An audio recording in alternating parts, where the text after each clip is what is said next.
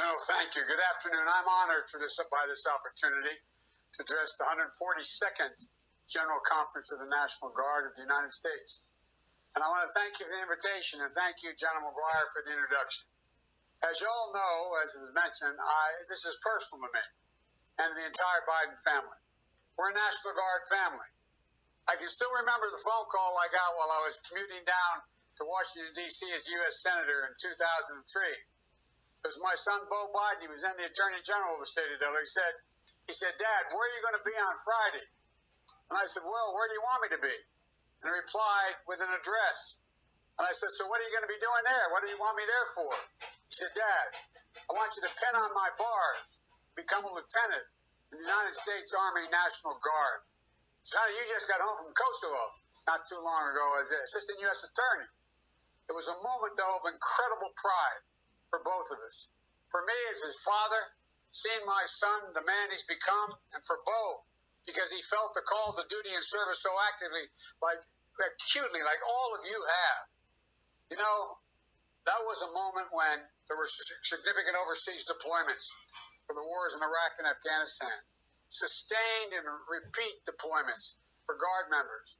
My son Beau was deployed with the Delaware 261st Theater Tactical Signal Brigade to Iraq for an entire year. And I'm very proud that, like many Guardsmen, he came home. He came home proudly. He earned the Bronze Star, a decorated hero. When he was posthumously awarded, when he passed away not long ago, the Legion of Merit and the Delaware Conspicuous Service Cross. A proud American who joined the National Guard willingly to sign up for extra work. All of you do that. Extra danger. You do everything we ask of you. You place your communities and your country ahead of your personal comfort. And when the need arises, you leave your families and your jobs and drop everything when the call comes. Because each and every one of you know what I know and what Beau felt in every core of his being. That it is duty and service to others that makes life rich. That's what makes our nation so strong. All of you are the backbone of our nation. That's why I so proudly supported the elevation of the Chief of the National Guard Bureau to become a member of the Chairman of the Joint Chiefs, member of the Joint Chiefs of Staff. I co-sponsored that legislation back in 2008. And I was proud that the Obama-Biden administration was able to finally make it into law. And it mattered. Because we ask you to do as much for the deployment of the National, when you're deployed as a National Guardsman, as any other branch, regular or reserve. You deserve a seat at the table. And if I have the honor of being elected president this November, I will be a commander-in-chief who understands the full meaning of duty, the full sacrifices made by the Guard, of service, of sacrifice. Our military men and women, including our National Guard, sacrifice so much, and we owe you so much. As president, I'll work to ensure that you're never asked to go into the field with outdated equipment. And that when you return, you have access to quality health care, including mental health care that you deserve. Like every other branch of the military, I'm going to make sure the National Guard gets what they need to proudly serve our country. Your brave deployments overseas in Afghanistan, Iraq, Kosovo, the Horn of Africa, or wherever in the world you're needed. Separated from your families, missing out on those birthdays, recitals, those major milestones of your family that you miss. And over the past 2 decades, you've been called to service in war zones again and again to fight and to sacrifice for this nation. More than 1 million National Guard deployments since 9/11. Service on every continent, in every combatant command.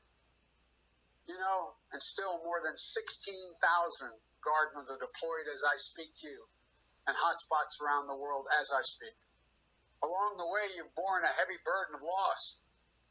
743 Air and Army National Guard members have lost their lives. Every one of them a fallen angel. And 6,034 coming home wounded. And how many thousands more dealing with the unseen wounds and psychological trauma. It takes incredible bravery, incredible courage, incredible guts to be a citizen soldier, a citizen airman. And I want to say something to your spouses, your significant others, and your parents. We owe them as well.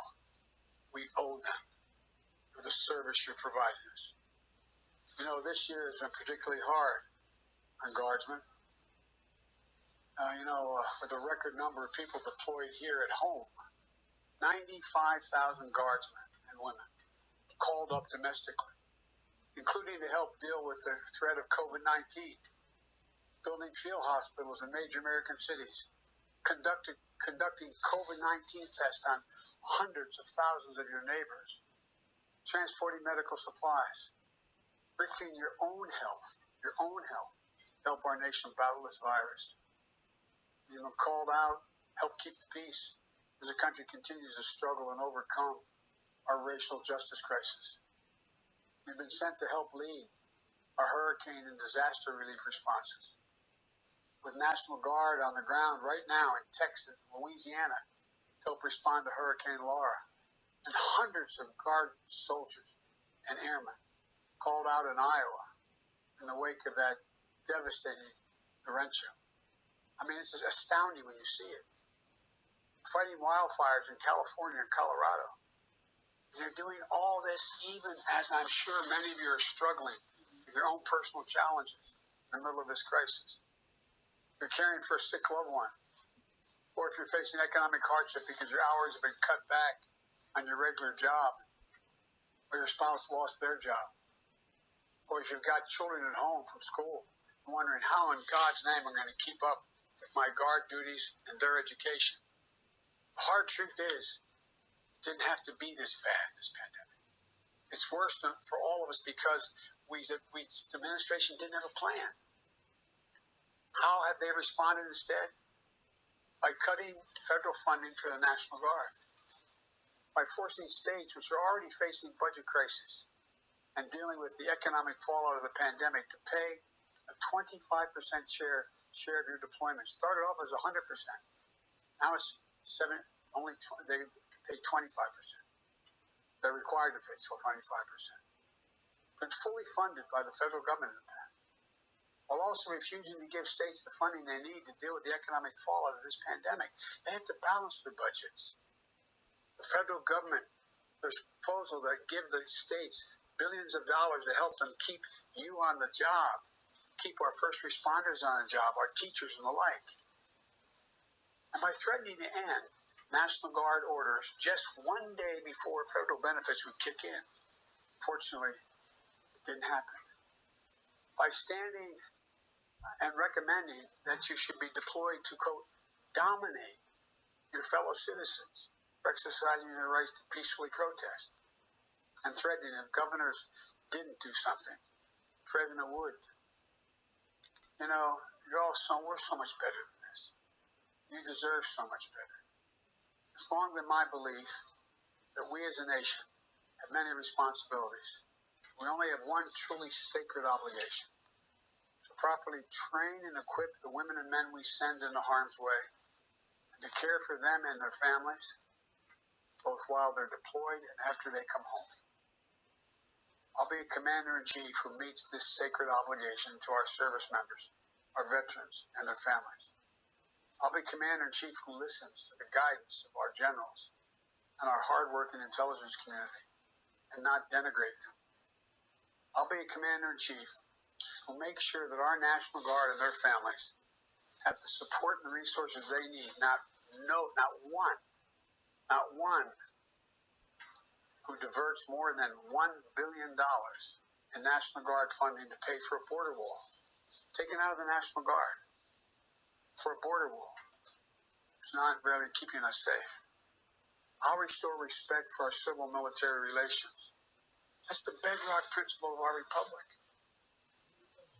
It's been tested lately, but I promise you as president, I'll never put you in the middle of politics or personal vendettas. I'll never use the military as a prop or as a private militia to violate rights of fellow citizens.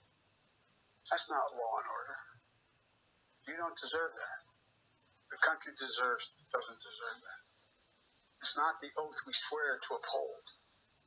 We've got historic challenges that we have to solve. We can only do it together.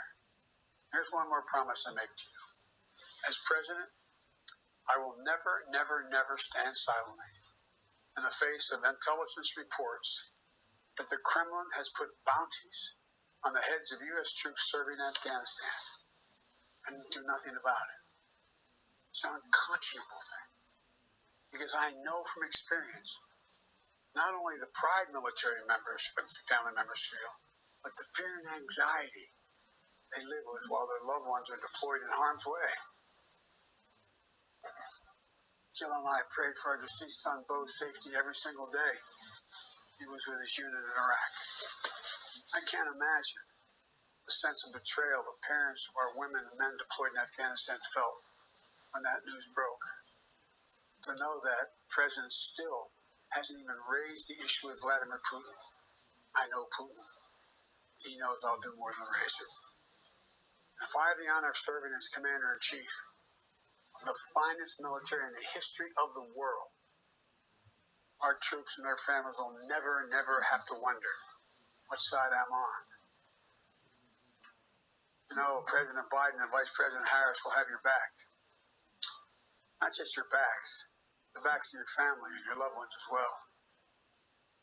During the Obama-Biden administration, my wife Jill and First Lady Michelle Obama started something they called Joining Forces. It was an initiative to raise awareness about all the issues that matter most to military families and veterans: employment opportunities, children's education, caregiving needs. National Guard members and their families in particular face unique challenge from active duty service members, keeping your small business running during the deployment, reintegrating into your communities when you return, navigating fewer opportunities for training and support. That's why I'm so proud that we'll relaunch the Joining Forces initiative, strengthen it during the Biden-Harris administration. We'll fight for you, I promise. We'll work for you, I promise. And we'll serve you and your families as hard as you fight for, work for, and serve our communities. You deserve no less. We owe you that. You know, one of the most meaningful tributes for our son Bo Biden after his death, when he got home from Iraq, took place 1 year after he passed. The renaming of the new Delaware National Guard headquarters in Newcastle, Delaware. It's now named the Major Joseph R. Bo Biden National Guard Reserve Center. It's so powerful. It's not just about Bo, because it means that all young women and men of Delaware who feel what Bo felt, who hear the call to service, who step forward to meet their duty, the families that Jill and I have been so proud to meet over the years, he's part of their story too. That's the story of America.